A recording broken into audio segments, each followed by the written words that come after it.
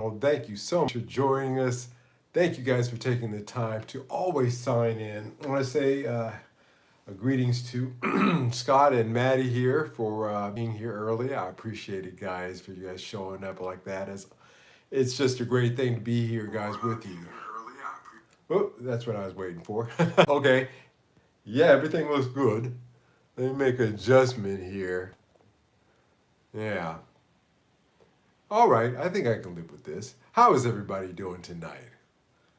Yeah, that works. I hope you're doing fine. I am doing well, still recovering, but doing okay. I had a delivery today, which I will share with you here in a minute. But as a result of that, I think I just went overboard. So, yeah, I'm feeling that one today. Mr. Watson, how you doing? Welcome, sir.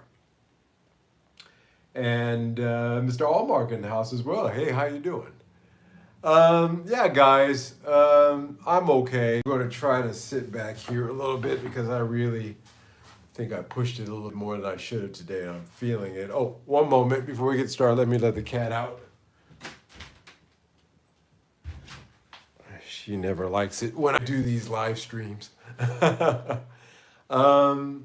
guys, but things are interesting here at Upstairs to the Right Music channel, as today was every day for us.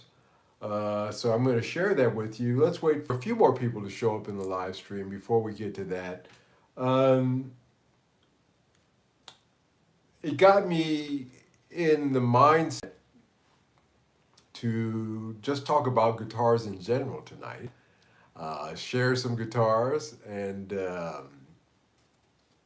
talk about some guitars and maybe get an idea of what your type of guitar is, what is something that you guys like. You know, I don't have a preference tonight, but maybe tonight I might narrow down one or at least convince myself of one for a while.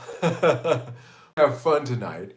We're going to talk about guitars, which is not a bad thing. It's always good to not stray from, you know, your meat and potatoes, which is basically talking about guitars. Let me bring this a little bit closer. Yeah. All right. Let's do it like that because I want to show some guitars to you guys tonight. I want to make sure we have enough space here to do so. Um, you know, it's always exciting to be in a position to be a small guitar dealer like I am, Vintage Guitars. Because if you develop yourself a good clientele, then your opportunities to, of course, do well is there, but also your opportunities to really experience maybe a guitar or two that's not on your bucket list at all, something that you never considered, or something that you knew about, but it just really never dawned on you to ever get. This wasn't something for you. So tonight, Sam, hey, how you doing, sir? Welcome to the live stream. And I want to thank everybody. We're starting to fill up here in the live stream. Hey, Al, how you doing? Welcome. And before we started, I would like to give my little preamble by saying that I know that time is a valuable thing. We work hard, and for that work, we are paid for that time that we spend at work. And for you to spend a little bit of your free time with me is really greatly appreciated. So thank you guys so much. Thank you, thank you, thank you, thank you. Say hello to the Republic of Crimea. Yeah, hey, to the Republic of Crimea. How you doing? Everybody in Crimea doing well tonight, I hope. You know, the world is an unstable place. The Crimea has its history. I hope all is well there tonight. Now, let's talk about guitars, guys. You know, I really, honestly, seriously, never had this guitar on my bucket list at all. It wasn't something that I thought that I would ever want. I have to be honest with you, I have not seen a lot of African American musicians play this guitar. As a matter of fact, I can't think of one. However, I find that interesting because I think I know why that is.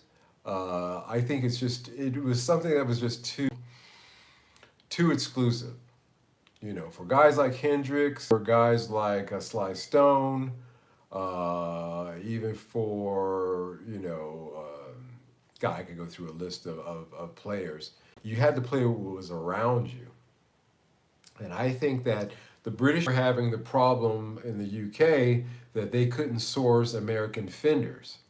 To the extent that, they really wanted them, they just weren't there. They weren't that readily available at first because of import tax laws that Britain was putting on American products.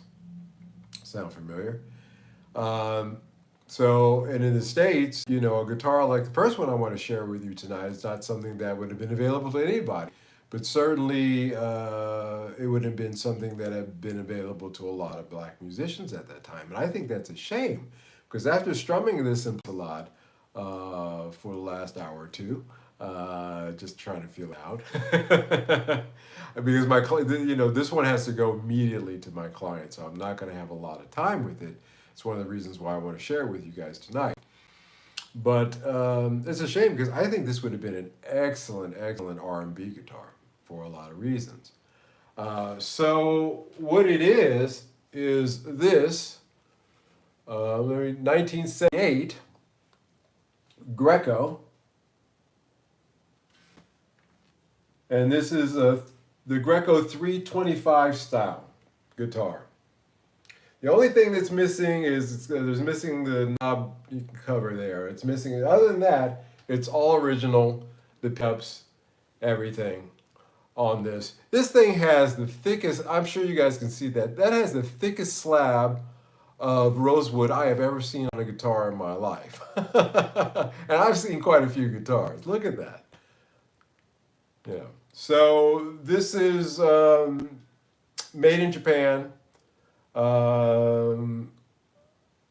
It is a copy of the John Lennon guitar, the John Lennon 325 with the 3 pickups. It has these are so-called toaster style pickups, by the way. So they recreated those. And it does look like like a toaster with 4 pieces slices, available slots there. It has a 3 toggle switch like you would find on a Gibson. And I like the neck pickup. It's the neck pickup that I think, just after playing it a bit, strumming it a bit, it's the neck thing that John Lennon primarily stayed in. One of these days, if I see a picture of him on stage with his guitar, I'm...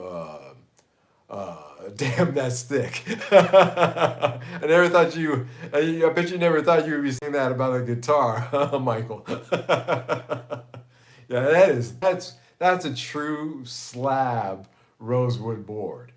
They say those old Fenders, when they started introducing rosewood in 50s, had the slab rosewood boards. No, gentlemen, this is the thickest I've ever seen. That's incredible. And a good piece of rosewood too, a beautiful piece of rosewood, as it turns out. So you guys would know this. If you're a Beatles aficionado, then you would recognize this as the guitar that John Lennon primarily played with the Beatles in Hamburg when they had the gig at the Cavern. What was the name of the club, I believe? For 3 years, I think, something like that. They played there. Something like that for quite a while, and this was the guitar that he used. And in the neck pickup position, that's where you really hear that twang, like in the early Beatles, like I do believe Ticket to Ride. Is that done on this guitar? Yeah, some of those Beatles were actually recorded using his version of this guitar.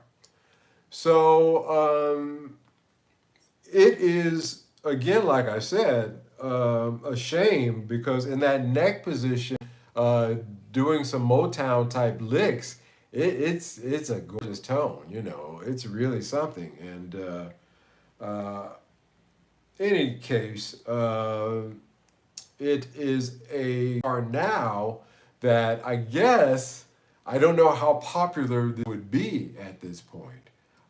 Because I guess if you were in a Beatles cover band, this would be a cool thing to have.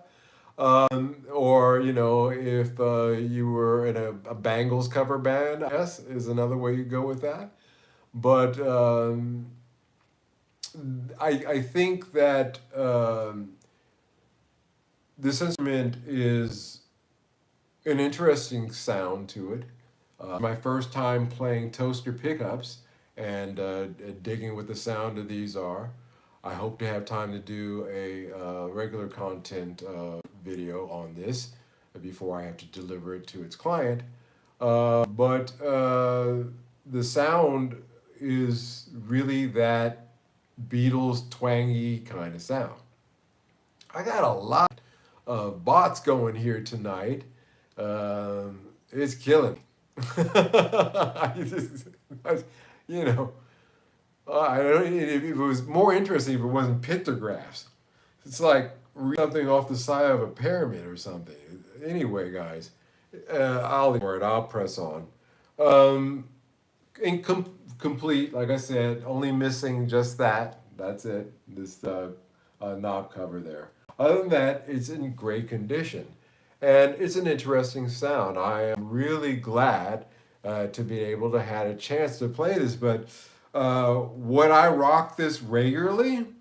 No, because I find the bridge pickup to be a little bit underwhelming. But for fuzz tones, you know, lead tones, you know, distorted tones, I'm sure it's great in the neck position. Or maybe you could kick a booster on that bridge pickup. But, you know, in the middle position, which I'm surprised, it's also a sound that I think is okay, but there's something here with adjusting the pickup heights that might have to do with it, but it sounds very similar to the bridge pickup in the middle position. But the neck pickup is just, that's where the money is. That's where you get that John Lennon Beatles sound. So that's an interesting thing to know that I didn't know. So there's that. Let me catch up here if there's anything worth covering. Hey, I appreciate you mods jumping on that and getting rid of that. That was really distracting. Okay, we're caught up here. Very good. So there's that, guys. I think it's a cool guitar. It's got a really, it really has that 60s sound to it. That's all I gotta say. It really legitimately has a 60s sound to it. It's shocking.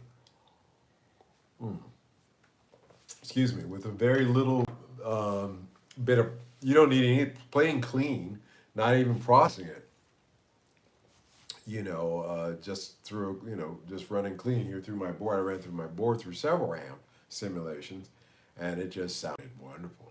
Suzanne Hoff vibes, yeah, exactly.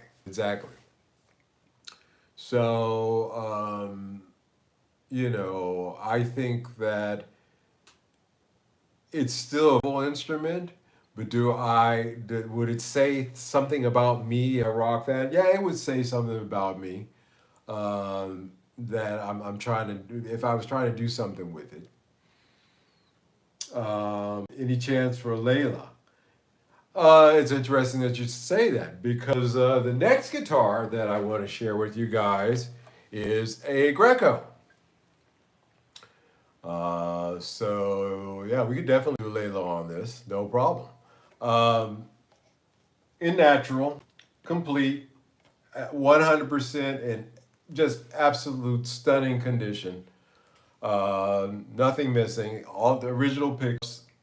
And so this is a 19, let me check this to make sure I'm right. Yes, so this is a 1977 Greco 600 Blazing Pickin'. And the reason I called it Blazing because it says that right there underneath the Greco stamp there. And these are the high-end, starting to get into the high-end Greco models for that particular year, 600, 700, 800. And really an interesting Strat, a good one for, coming up here on 50 years old in a few years. Just immaculate. The owner in Japan kept it in great shape. No dings, no nothing like that. Just, it's really good to go. The neck on this, now that I've had a couple, I've had the 500, I've had the 450, the 500, the 700. I've got my hands on a 600. I've got to say that this 600 neck is the thinnest neck that I've felt on these Greco 70s models. It is a thin C, that I would call it. The minute I picked it up, I said, "Hey, that's not that usual, pretty robust neck that you find on the springy sound we had, the 500, the 700." So it's interesting. Maybe this was, I tell you, there's Friday necks, where the guy who's doing because these are handmade. This is a handmade guitar. So the guy who was working the neck that day, he had a date that night, so he maybe shaved off a little bit more than he should have. Still comfortable, but just like seriously a flat C, in all honesty. And it's got a beautiful grain on that. You can really see that. I'm gonna say three-piece body. I'm gonna go ahead and call 3 pieces on this. You can see the seam over here. This one is a little bit more blending into it, but just a beautiful grain on this. Even the neck. And started to get that amber tint to it that vintage guitars do, and it sounds great. 3-position switch. Those pickups that I just love to death. those E and U pickups that are available on these. Oh, the Japanese outdid themselves in the 70s recreating those 50s guitars pickup. But in this guitar, again, they were copying a 70s guitar. So these pickups are the E pickups in that case, I believe, maybe, if I recall. And that makes them wound a little bit hotter. But they're just great. They took a 70s guitar from Fender, brought it back to Japan, and made this, and they made a better guitar than Fender in the staking at the time. And this is a beautiful example of that. So, so that gets me from the 70s and still shining than my guitar. So thin, the beautiful thing about these is that when you got into, so like I said, there's the 450, 500, the 600, the 700, the 800. When you get into which is the top line, 1200 I don't want to talk about because I've never seen one, but I'm sure they exist out there, like, Sasquatch. But when you get into they're shot in nitro. Below that, like this 600 model is shot in poly, but it's a very thin poly. And it really just, it doesn't feel thick.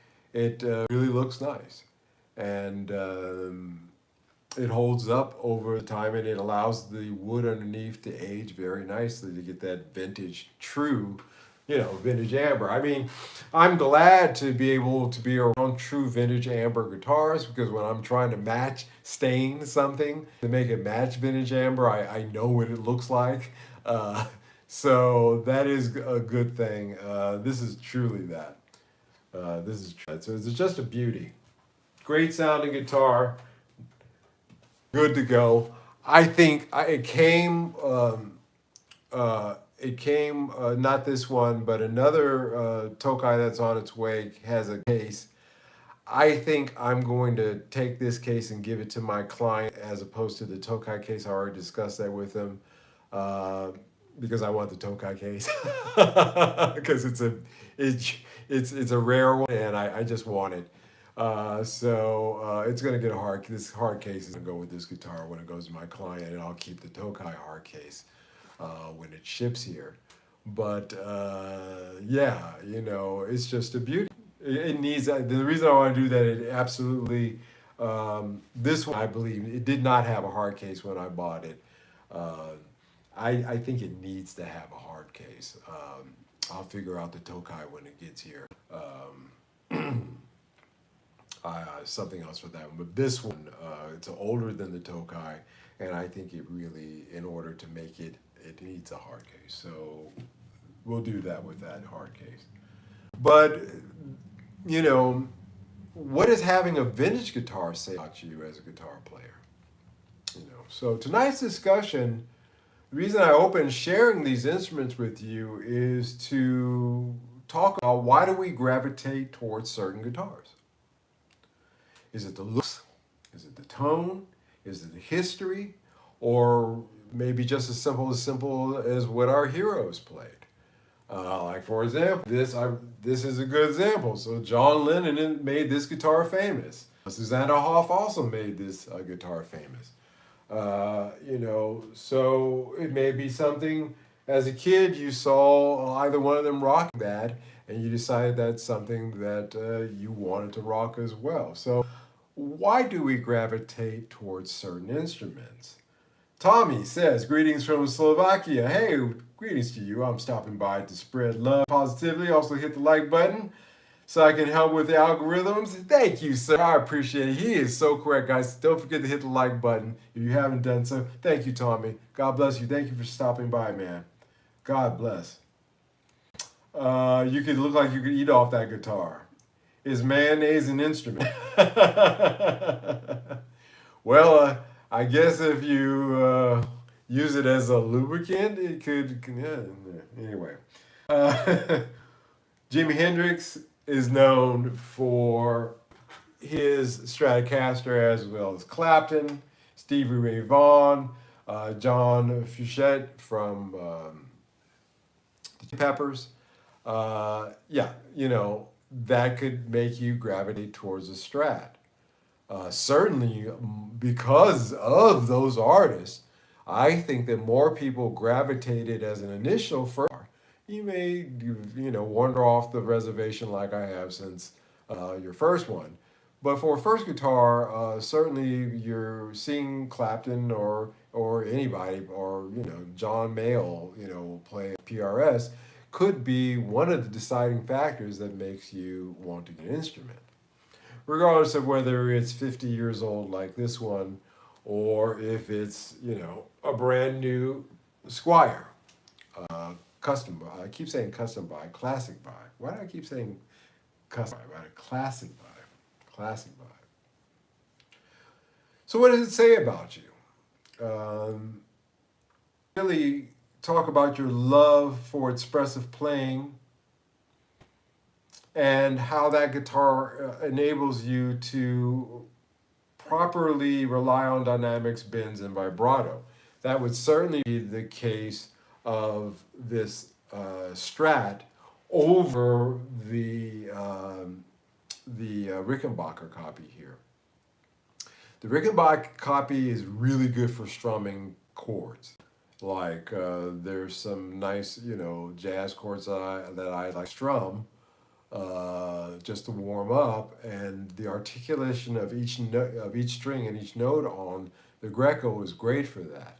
Doing string bends on it, not really something that's there. It just doesn't work. It doesn't feel right. It doesn't feel like that kind of instrument. Now you could be somebody who needs to be in a flexible situation. So a Telecaster, I think, gives you the ability to be playing blues one moment and then tearing into funk or rock the next. If you really think about it, the Telecaster is a Swiss Army knife of all the guitars, I think.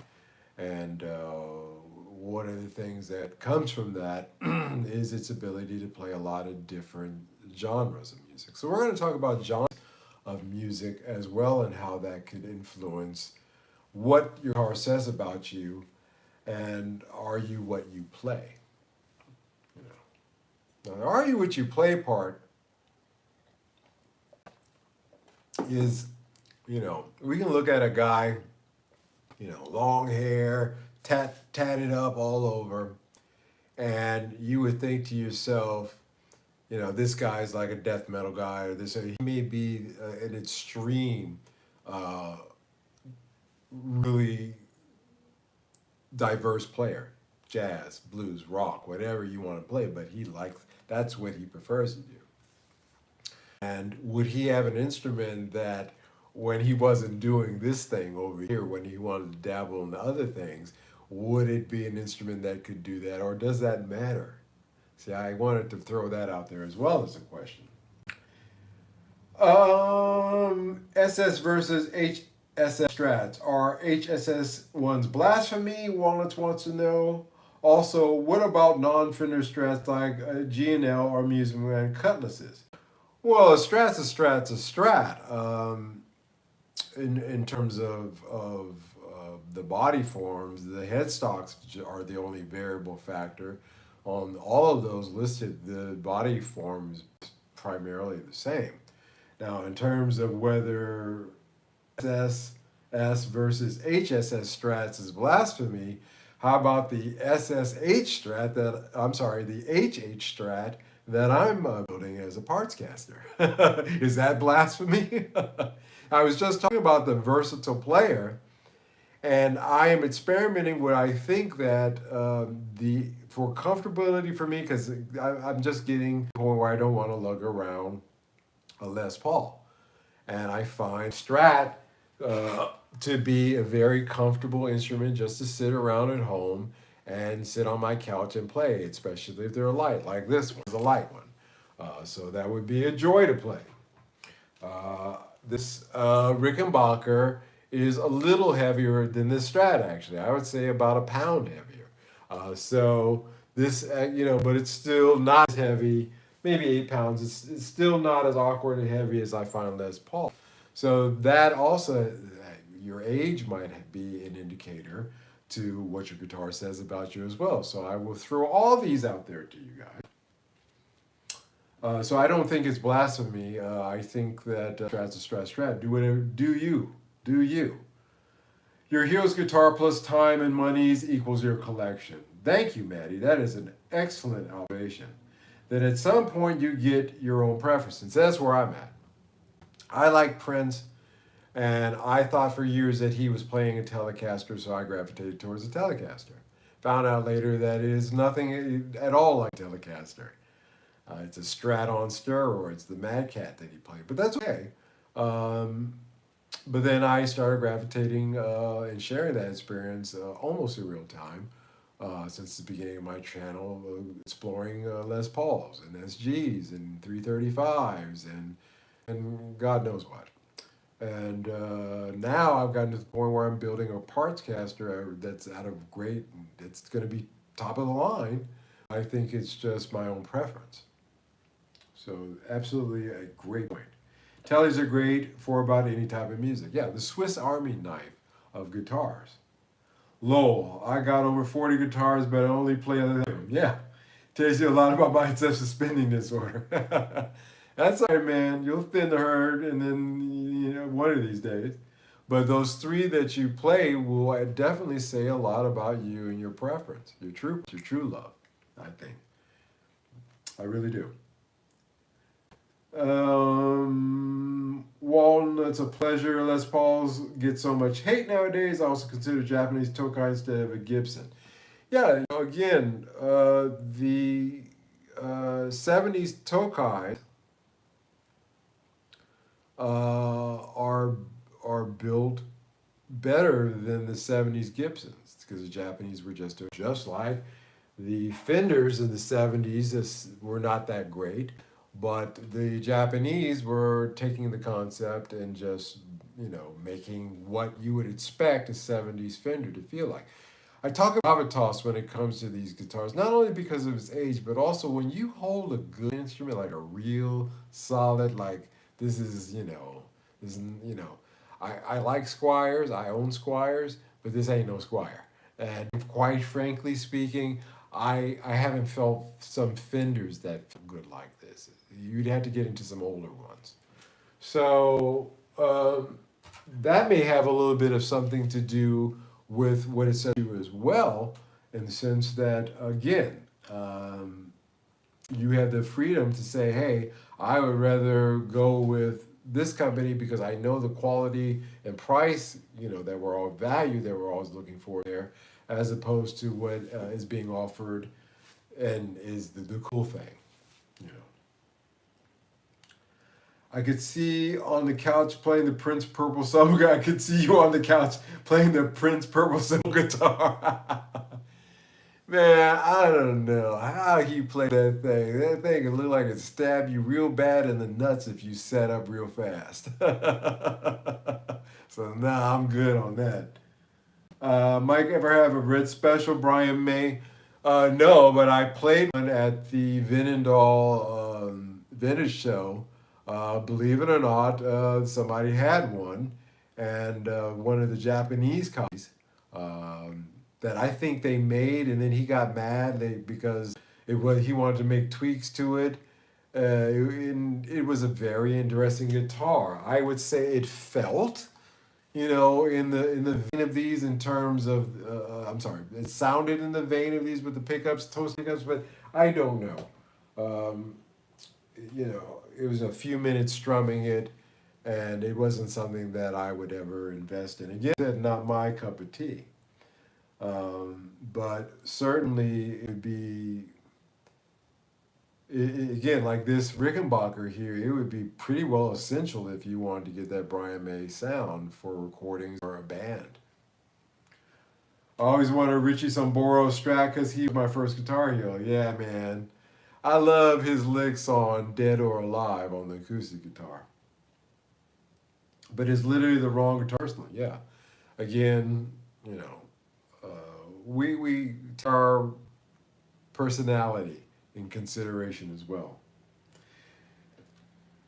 Can I play Eruption? Nah, hell no. If I can play Eruption on, no. Yeah, and I never ever did. Again, I love hearing him play it, and quite frankly, he's the only person that I love playing it. Everybody else has tried, but it doesn't come close.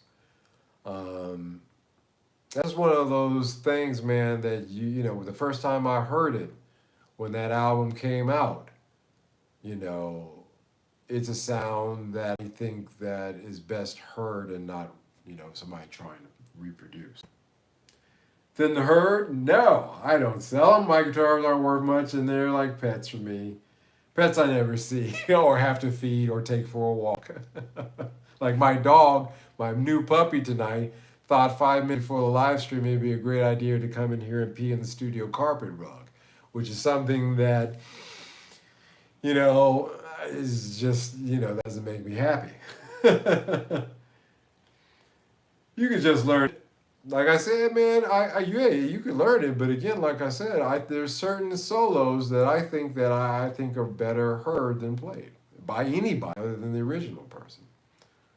And that's one of them. And I think I'll give another example. I think God, I was just thinking of Eastman's Cars on just what I needed. I heard a cover band playing that, and it wasn't it. And only Eastman can play that to get that sound. I don't know. I love learning my favorite solos is what drive me to play in first, and you should. It was me learning funk. I wanted to learn a very simple, what is it? That, not like, but that style. That was the Kiss thing, but that funk style I wanted to learn. I wanted to learn how to do that strumming because of Prince and a song that he did called Lady Cab Driver. And that one I did learn how to play all the parts from. So, don't, I'm, a hypocrite sometimes with some of my rules. It's a great way to learn funk. And it is a great way to learn something, but then again, it comes to personal taste. In your case, it was Eruption or some others. In my case, it was Prince and Funk Licks. Man, the first time I heard it was 1983. I was on my way to catch the bus to go to high school, and I had the KJLH radio in LA on my stereo. My dad had a great stereo as I was getting ready, and that song came on. I almost missed the bus because I never heard anything like that. It was hypnotizing. It was like the first time I heard Back in Black when I was walking through Westwood in was that 1980. I was like 13, and they in front of Tower Records in Westwood at that time in LA. They would blast music through these huge speakers they had outside a record store, and when that hit, it was mesmerizing. I digress. Prince drumming is identifiable to me as Bo Diddley. Yes, you can pick it out of the crowd. You can, his keyboard playing as well. If you listen to Stand Back, that's so obviously Prince playing the keyboard parts on that. It has his sound, his feel to it. It's kind of crazy when a song stops your world and kicks your ass. Yeah, those are two examples of that in my life. That I am 58 years old, so it was many, many a decade ago. And after all these decades, I still remember. That's interesting. It was within the same, 1980 first time, 1983 the second time. When I was a kid. But it influenced me. So the Gibson Les Paul is the tone chaser's dream, because I think Les Paul players chase tone by changing the pickups, changing the pots, changing the caps, 50 style wire, all this stuff that they do. I think Les Paul players and by extension SG players are the biggest tone chasers of all. Sure, Fender, Strat players, Tele players, guys like that do change their pickups. Obviously, there's a market for that, but it doesn't seem to be the the tone chase to the level of intensity that you get with the Paul players. If you're a Les Paul player, what it says about you, in my opinion, is that you love sustain, thick tone, and the feel of a heavy ass guitar. You probably spend way too much time tweaking your amps and pedals and swapping pickups. You respect the legends because, let's be honest, every Les Paul player secretly believes in the tone. Hey, I was guilty of it for years myself. I tried every kind of humbucker pickup under the sun. And so, hey, music production in the house, how you doing, sir? Good to have you here. A great show will do that to a young mind as well, Matty Two Hats. Yeah, I agree. How long have you been playing? I've been playing professionally since I was 16 years old. I'm 58 now. So you might have a softer spot for vintage gear than most people do if you're a Les Paul player, and a love-hate relationship with your back. Which is why after this surgery, that's the other thing, is that from a physical standpoint, I cannot entertain playing Les Pauls anymore, because I can't do it. And so when I felt the comfort of this, even Telecaster seems a little wonky to me now that I felt that contoured body that you get on a Stratocaster. But I still want to get that humbucker sound, so that's why I'm putting that HH configuration together. I haven't heard from Fern yet, but you know what? As I said before, he's working on it, he's finishing up. I'm not going to rush him. You don't rush genius, and he is going. I know that when he gets it done, and I let you guys see it, that we're all, including me, are going to be like, holy shit. So I'm not rushing him, but I am looking forward. Speaking of that Strat, I'm looking forward to it. Now, same kind of thing with the Gibson SG. You know, you're into Agnes Young, Tony Iommi. You love that raw, pure rock energy, and I really think that that's what the SG really is all. Some of them are super light. Some of the lightest guitars I've ever had the pleasure of owning and playing were SGs, but they have that power, raw power to it. And that says maybe if you're into that, that you're really into that. You know, you dig that. My guitar player for Asanoki, Keigo Mizutani, when I asked him why he played his Jaguar, he said why he didn't play Les Pauls and instead he played the Jaguar. He says he couldn't handle that kind of power, which I thought at the time was an interesting statement that kind of led me in the direction away from my Telecaster to the Les Paul. Because I was like, well, maybe I can. See, as a guitarist, he didn't want to do. He didn't. It's like Lord of the Rings. There was too much power. But I, just gravitated towards that because that sounded fascinating to me. You know, and it probably you're into a classic rock style too, and there's a chance, you know you find yourself more of the old school Sabbath than a modern shredder, you know. So that would say a lot about you in terms of your artistic and tonal taste, and maybe something about you externally as well. Now the Fender Telecaster is what I call the working man's guitar.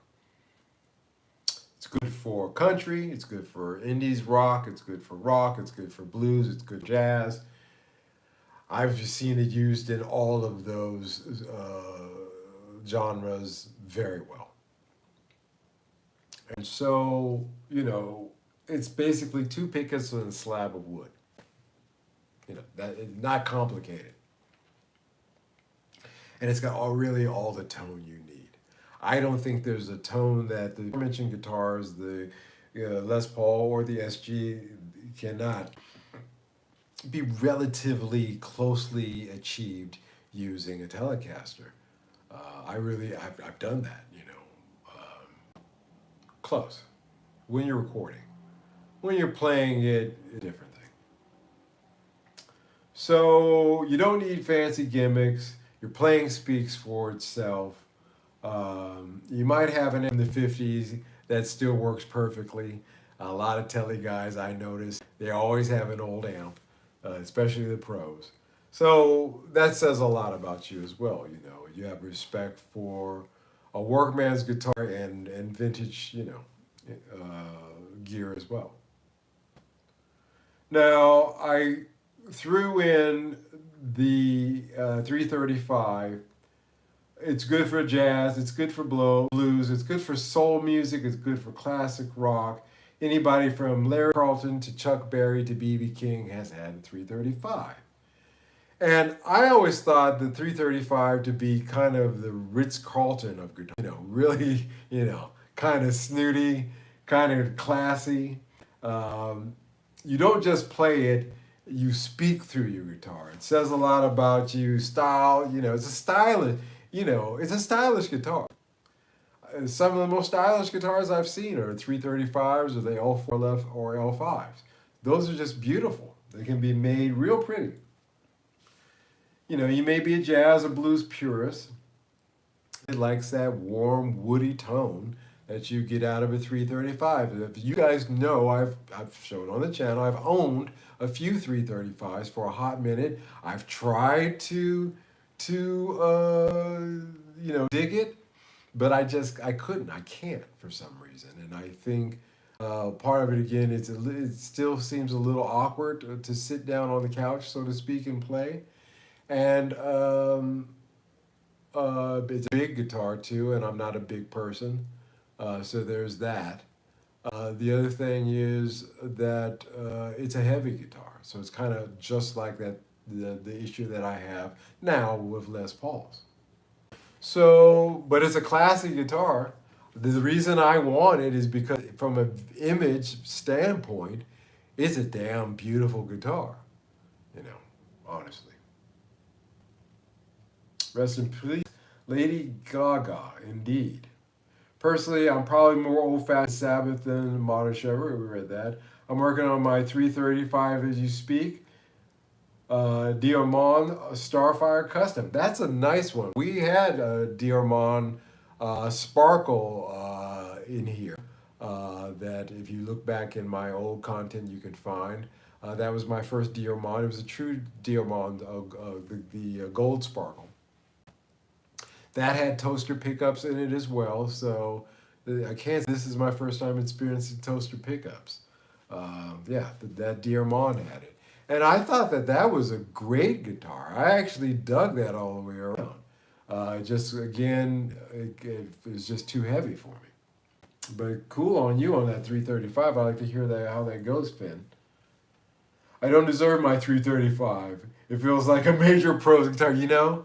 It just feels so classy and so, you know, like you've made it, you know. It's like putting on a tuxedo.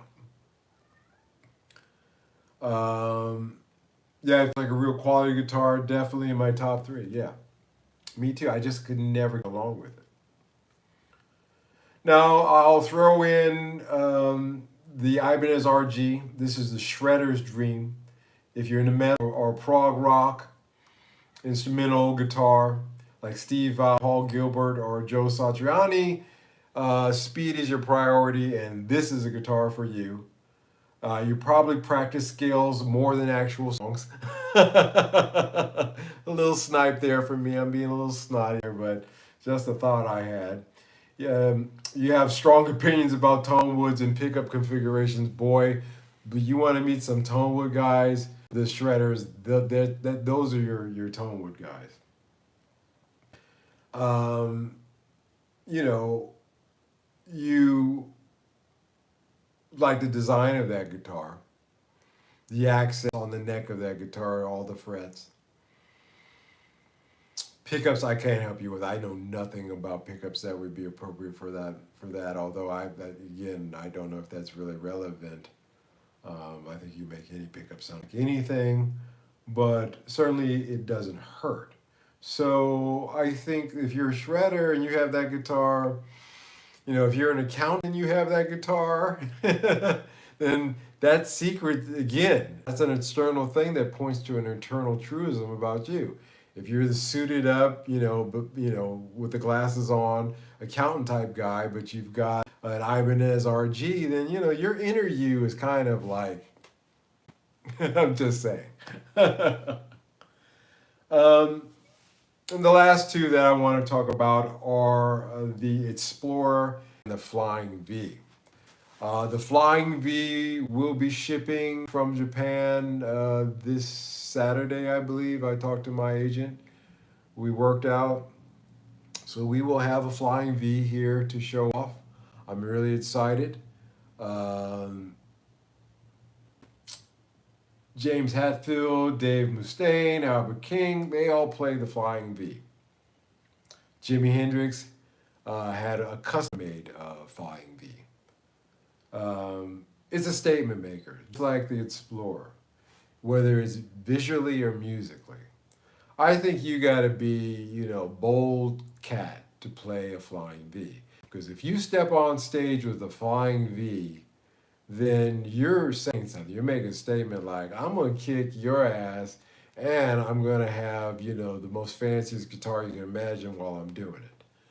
And I've always felt that way about Flying V and Flying V players. I've never heard a bad Flying V player. I'm sure they exist, but you see my point. It's for standing out. It's for being unconventional. And that is the rallying cry for any true creative person. Standing out. being unconventional, you know. So for me to have the opportunity coming up here to have a flying V, as you know, this is my second Epiphone. I've owned one before that I got from the guitar, but it had a broken neck and I didn't get a chance to play it. It was over in London when we were doing that deal. I flew over there. This would be my first time actually sitting down and plugging it and playing it. And not to hurry on this second shipment, so I will have time to, if I don't have time to do these two, well, I'm not going to do the 600. You guys have heard Greco's before. I don't think that's such a big thing, but I would like to spend time tomorrow filming with this Rickenbacker 325 copy. But yeah, anyway, I'm getting into digressions here. Man, imagine Buddy Holly with an Ibanez Super Strat. You know, it actually, you know, Buddy Holly would have benefited honestly from this 335. I think that for Buddy Holly, this would have been a better guitar than the Strat, to be honest with you. Although it would have been to the detriment of the Strat's development and popularity, but I could see Buddy Holly playing that and achieving, you know, that similar sound. This has that 50-60 sound to it.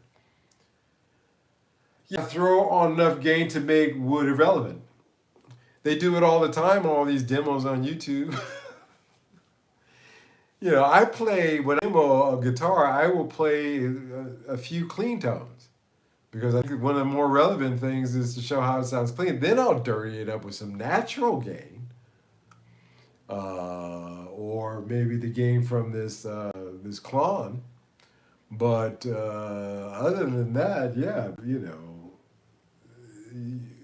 you're a shredder, you're turning it up like that, and then you complain about tone wood. It doesn't make sense. It doesn't make it, you know, I agree with you. Now you can get one for $250 from Firefly. They're probably all over the place. You know, it's funny. I was looking at Firefly guitars, and I actually saw one that I liked. I was looking at a website that sells Firefly guitars, and they had one that I thought was actually pretty sweet, and they wanted $225 US for it. And you guys are going to laugh at me as crap that I about them, but it was actually a relic Firefly. I actually thought that, at least in the photos, it looked good. I've been looking into the Firefly thing. It's impossible for me to get it here. The fact that they would put on that from the States and the logistics of it, I don't, unless you know, it won't happen. But I have to admit, they piqued my interest. They piqued my interest. Mad Guitar Murphy was the reason I got my first SG. Yeah, man. Mad Guitar Murphy. Dig that. I agree. Especially in the Blues Brothers movie. You know, to sum this up, some players completely break the mode. BB Clean really took the 355, which was really a jazz guitar, and turned it into the blues icon guitar that it is today.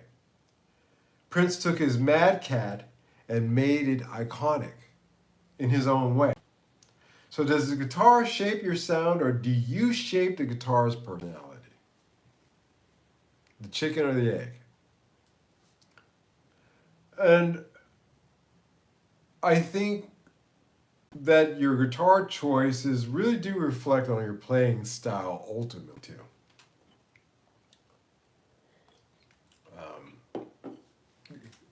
As much as I said that I could see Buddy Holly playing this Rickenbacker copy, I could not see Jimi Hendrix playing this at Woodstock.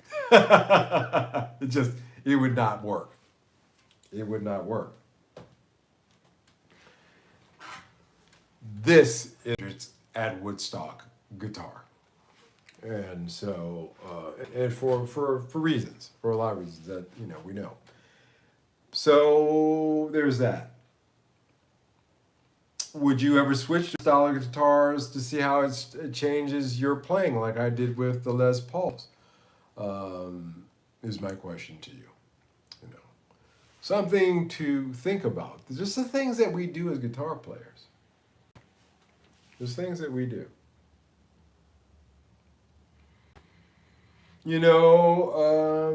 I think I've covered that enough tonight. I thought about a topic for tonight, and when I got these guitars in, especially with the Rickenbacker, I was indeed contemplating about why I didn't see a lot of African American musicians back in the day play the Rickenbacker, and I kind of reasoned out why that was. The effect it could have had on the Motown sound, I really think, that this could have, I mean, you understand, there's just a tone of it. It has that rich 60s tone.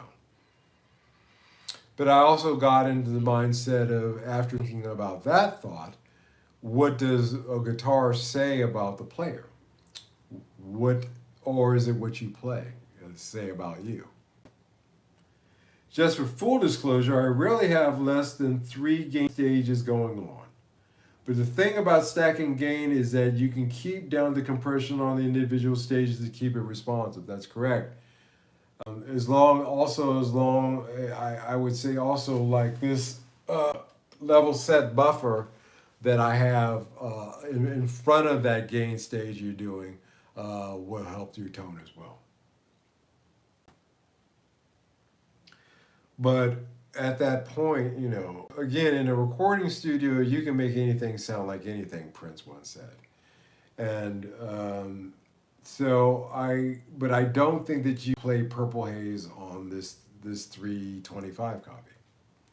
So I think there are some limitations there in the real world when it comes to guitar or in your choices for guitar, for recording, for playing live, for expressing yourself. So there's a lot of variables there, guys, and I didn't. This is an open-ended discussion. I don't have any answers.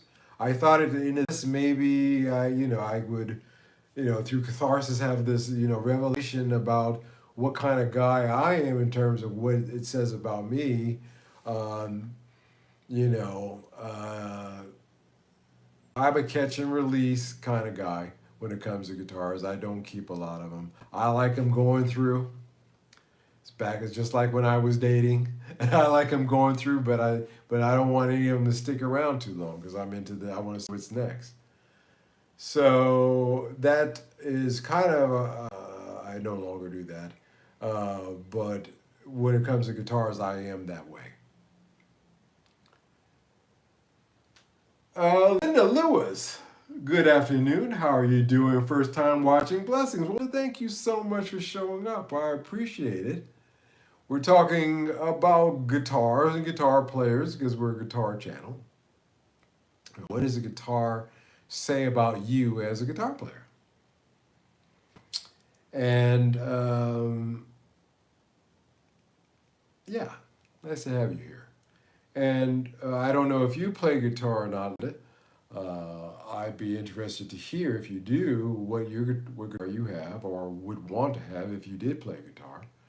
Again, like I said, these choices that we make when it comes to these instruments really say a lot about our personalities, I think. Again, being a true musician is that externalness, that unconventionalness. Does a guitar like the Strat become so iconic that it ceases to become an unconventional statement? I guess is one of the questions that we could ask tonight as well. Like I said, this conversation leads to more questions than there are answers, but I think that in general, what I sketched out here are sort of identifiers where you could say, hey, well, that sounds like me, or yeah, I like that for that reason, or like I always joking around say, well, I like the green one, because you always have that. He doesn't care what it is, just as long as he likes the color. Analyst paralysis. Yeah, you get that as well. especially if you, never mind. I would be picking at someone. I don't want to do that. Your guitar does say a lot about you. I was a working man. When I had my Telecaster and I was doing studio work, when I was playing live, you can see on all of my live shows here on YouTube that I put up, you can see that I'm a Telecaster with my band. When I was recording in the studio, it was a Telecaster. When I was doing pickup work, when I was playing piano at night, I was doing pickup bass and guitar gigs. If I didn't have one, I always reached in the room in Japan. They have in the studios whatever you want. I'd always reach for a Fender Telecaster, and it was a working man's guitar, and I was a working man, and so that says a lot about me. At the end of the day, I'm a working man's musician. I don't need anything fancy. I hope that this Telecaster sonically turns out the way they imagine that it will. I'm putting the best parts in the best pickups, the best neck that I could find, really good body, good wood. It could still be a complete crapshoot. You don't know. But I am a working man kind of guy, guitar player. So I know that at least about me. So, so you grabbed an SG. Yeah, grabbed several. Actually, I grabbed a Telecaster, is what I'm trying to say. And an SG, again, like I said, the humbuckers in the bridge position, great full thick sound. In the neck, it's just not going to work. It's not going to be as articulate as a Telecaster. Telecaster can do both. So, I just put this out there from, my professional standpoint, through observation of many a guitar player, conversations with them, talking guys. P90s, yeah, I have it's so funny you should say that, Joe, that P9, that SG copy that I have in there, the Harley Benton, the one and only Harley Benton I have, at this point, in there, I put in the P90s in it, and that guitar came alive. It really, Fern was super happy. He said, "Congratulations, you finally got a real guitar," because he likes P90s. He hates humbuckers. Yeah, P90s, great, great. It changed that guitar's life. Now that guitar has a new life to it because it's suitable, in my opinion, for recording, which I did do with it. I did recording. All right, guys. I think that's it. I think I made my points. I hope to film, like I said, at least this 335 or 325 copy tomorrow and put that up. But I've been to its client. It's got both of these guitars have been spoken for, so I got to get them on. But we'll see. Maybe in the morning I can do that and then get them on in the afternoon. But in any case, I want to thank you guys so much for taking the time to tune in tonight. And all the new people and all the old people and all the in-between people, I want to thank you guys for tuning in as well. Whether you watch this live or in the rerun, it means a lot to me that you do so. Don't forget to hit the like button. If you are new here and you haven't subscribed yet, why don't you subscribe with us and join in this conversation and others that we have with the best live stream group that you could have. Just the best people. Absolutely no hassles here. Really great people of like mind.